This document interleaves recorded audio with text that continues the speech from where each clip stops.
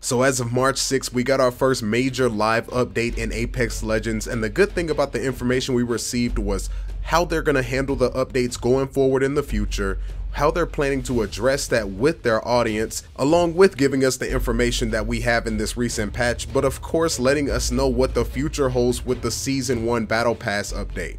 Now, before I get into the weapon balance, the main thing I want to point out is that their philosophy was less frequent, better tested, and higher impact balance changes. This minimizes impact on mastering the game, but this is also a huge move for consistency of gameplay for Respawn, and honestly, I respect it personally as a consumer.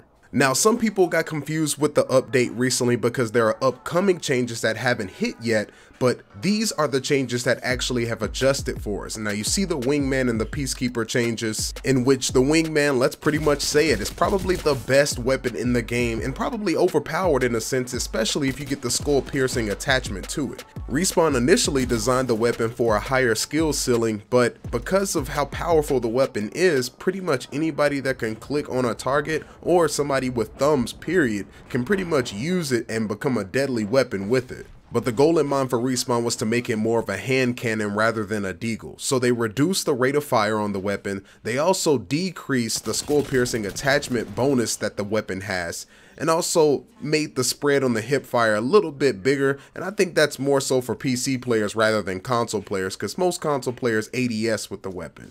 Now, when it comes to the Peacekeeper, it really wasn't a nerf to the weapon in itself, more so it was the attachment that you're using with it, which is the shotgun bolt. So they basically slowed down the mitigation time in between shots. So basically, it's more punishing to you if you miss that first or second shot with that weapon rather than just continuing to fire off if you have a level 3 shotgun bolt and you can just keep firing off shots as much as possible. So basically with the Peacekeeper, it's still a great weapon to use, but you want to just make sure you're hitting your shots right away and don't miss that first shot especially.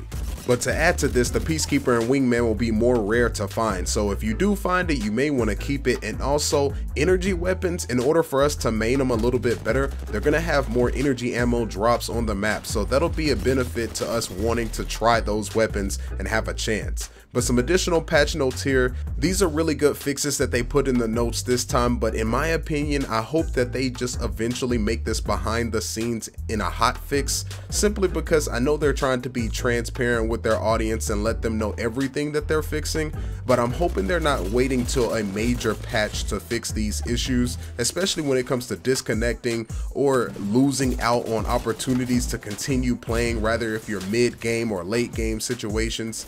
These are issues that I feel like personally they should be fixed right away, and I hope it wasn't something that was held off until the patch actually hit. But that's just from my perspective and my opinion on it. You can take that with a grain of salt.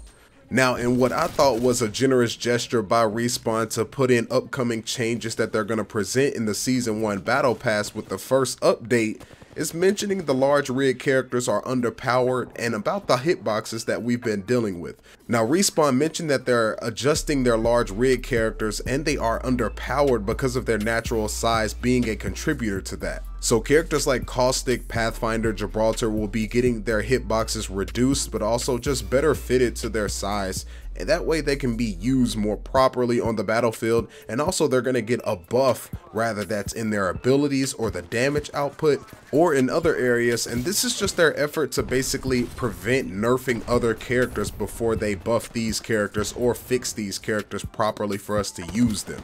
Now, what's good about this situation is the fact that they have a philosophy in place that they already made transparent to the public and their audience that plays this game, is that they're going to do less frequent, better tested, and higher impact balance changes. And I love this because they already have something in mind to take them into the future for the long haul. And that's the plan with Apex Legends. I feel like this game is going to be around for the long haul, and honestly, the fact that they have that philosophy in place, we won't see any wild changes, and if they do, they already put in the patch notes, especially this first round, that if something crazy comes out like an overpowered legend or some game-breaking weapon, they'll make the changes right away and they'll fix the problem for us players. And I think that's just a really good look by Respawn. But as you see on the screen, this is gameplay from today as far as the update being live. So this is fresh gameplay that you're seeing on the screen. And from my opinion, honestly, I don't feel any great changes from the game, especially with the Wingman and the Peacekeeper. The main thing I do notice is that there is more energy ammo, and then also the Peacekeeper was harder to find along with the Wingman. I don't think I came across one unless I had to clap somebody to get it. So I think that's the awesome thing about this update. So far, we haven't had anything game breaking happen with this game other than, of course, the Peacekeeper with the shotgun bolt and people sniping with it.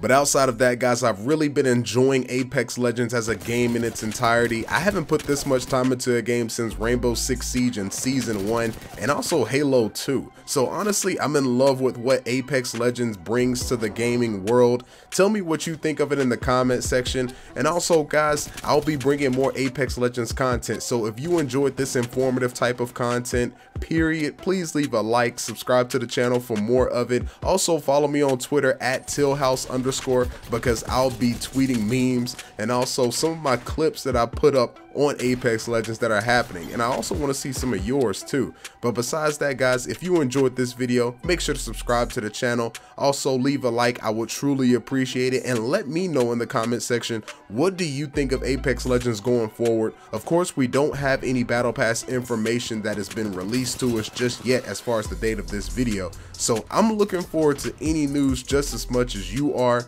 Tell me what your anticipation is. But guys, I truly appreciate you, and hey, we in the house. Oh God!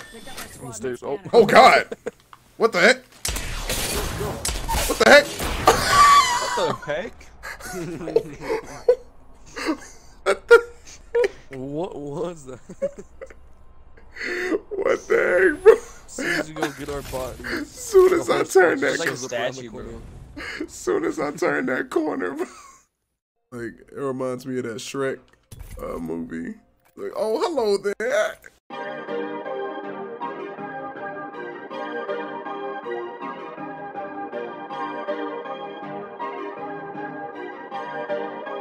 Perfect.